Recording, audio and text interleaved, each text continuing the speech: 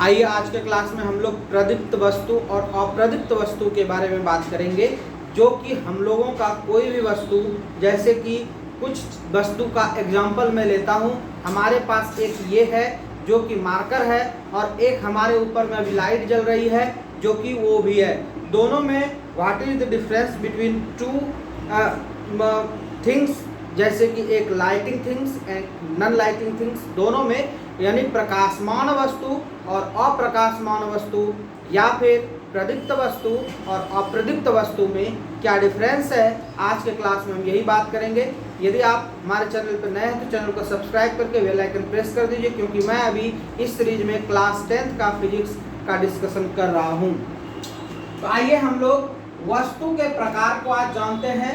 वस्तु के प्रकार, सबसे पहले तो आप लोग ये जान लीजिए कि मैंने वस्तु के बारे में बता दिया था पिछले ही क्लास में। जब पहला क्लास प्रकाश का चल रहा था तो उसमें हमने आपको डिस्कवर किया था कि प्रकाश एक ऐसी ऊर्जा है जो किसी वस्तु को देखने की शक्ति प्रदान करता है। तो वो जो वस्तु आई, तो वस्तु का मैंने उदाहरण दिया था और परिभाषा बताया था कि जो वस्तु उसे कहते हैं जो क्या करता है कि स्थान घेरता है, जिसमें भार होता है, तो वो वस्तु हो गया।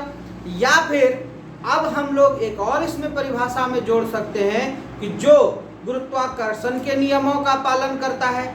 जैसे अब कहोगे कि ये कौन सी बातें ऐड कर दिए सर आप, तो जैसे मान लीजिए कि हम इस मार्कर को यहाँ से छोड़ते हैं तो ये जो है हमारे हाथ में आकर के गिरेगी। क्यों? क्योंकि ये गुरुत्वाकर्षण के नियमों का पालन किया। तो कहोगे कि हम पृथ्वी के नीचे क्यों नहीं चले जाते हैं, तो नहीं, हम भी एक वस्तु हैं और हम एक पृथ्वी के वस्तु पर सीमित हैं, क्योंकि गुरुत्वाकर्षण बल से हमें नीचे तक ला दिया है। अब इससे हम ऊपर भी नहीं जा सकते, नीचे भी नहीं आ सकते। लेकिन हमें कोई छत से गिरा दे तो गुरुत्वाकर्षण के कारण हम लोग नीचे आ जाएंगे। तो यहाँ पर एक बच्चों का प्रश्न आता है कि सर ये बताइए कि जो भी आकाश में हमारा तारा है, चंद्रमा है, सूर्य है, वो वहीं पर क्यों रुका हुआ है। तो उसका एक रीजन है कि हमारे वायुमंडल सतह में गुरुत्वाकर्षण का एक लेयर होता है। उस गुरुत्वाकर्षण क्षेत्र से यदि आप ऊपर चले जाते हो तो कोई भी वस्तु, या वो पर्सन हो, चाहे वह कोई भी ढेला हो, चाहे वह हेलीकॉप्टर हो या और कोई हो, उसे हम विदाउट एनी प्रेशर नीचे नहीं ला सकते हैं। तो ठीक उसी तरह से किसी भी मिसाइल को वहाँ छोड़ा जाता है, किसी उस उपग्रह को, तो वो वहाँ जा करके क्या होता है, गुरुत्वाकर्षण क्षेत्र से जब ऊपर चला जाता है तो वहाँ पे वह बैलेंस हो जाता है, फिक्स हो जाता है। ठीक है, चलिए अब हम लोग बात कर लेते हैं नेक्स्ट इसमें कि वस्तु जो है, ये भी दो प्रकार के वस्तु हमारे पूरे पृथ्वी पर और हमारे प्रकृति में पाए जाते हैं। दो होता है, एक होता है प्रदीप्त वस्तु, ठीक है, प्रदीप्त वस्तु, इसको हम लोग दीप्तिमान भी कहते हैं, दीप्तिमान वस्तु, ठीक है, दीप्तिमान वस्तु, या हम लोग इसको कहते हैं प्रकाशमान वस्तु, ठीक है, प्रकाशमान वस्तु। तो तीनों बातें हम यहाँ पर लिख दिए।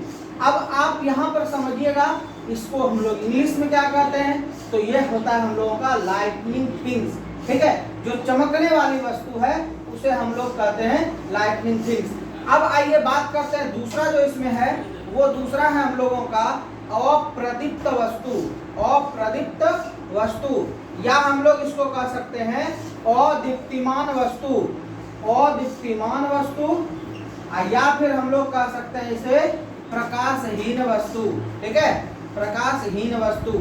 तो अब यहाँ पर बस सीधी सीधी शब्दों में जो आप लोग को दिख रहा है उसी से समझ में आ जाएगा कि ये होता क्या है। तो प्रकाशमान का मतलब हो गया जो प्रकाशित है, जो प्रकाशित है। तो प्रकाशित वस्तु जो है उसे हम लोग प्रकाशमान कहते हैं।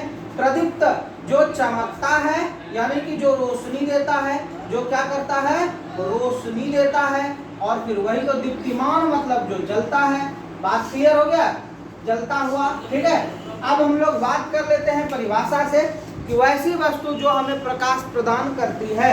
लेकिन आप ये बात को समझिए, इसमें समझना है कि आपका प्रकाशमान से प्रकाशित रोशनी या जलता हुआ, इसी से समझ में आ गया। ठीक है, जैसे हम एग्जाम्पल के लिए आपका जो है मार्कर जल नहीं सकता है, लेकिन टॉर्च जल सकती है, लालटेन, मोमबत्ती इत्यादि। अप्रदीप्तमान वस्तु में आइए, जो जल नहीं सकती, जिसमें प्रकाश देने की शक्ति ना हो। ठीक है, जिसमें प्रकाश उत्पन्न करने की शक्ति ना हो। तो एक ही बात है, इसके पहले हम लोगों ने बताया था आपको कि प्रकाश देने वाली भी दो प्रकार की वस्तुएं हैं, जो एक प्रकृति में भी पाया जाता है, प्राकृतिक, और एक जो है मानव उसका निर्माण करता है। तो ये हम लोगों ने क्लियर कर दिया था प्रकाश के स्रोत में, जो कि दो प्रकार के प्रकाश के स्रोत थे, मानव निर्मित और प्राकृतिक। तो हम लोग सीख गए प्रदीप्त वस्तु, अप्रदीप्त वस्तु, यानी कि प्रकाश उत्पन्न करने वाली वस्तु को प्रकाश उत्पन्न करने वाली वस्तु को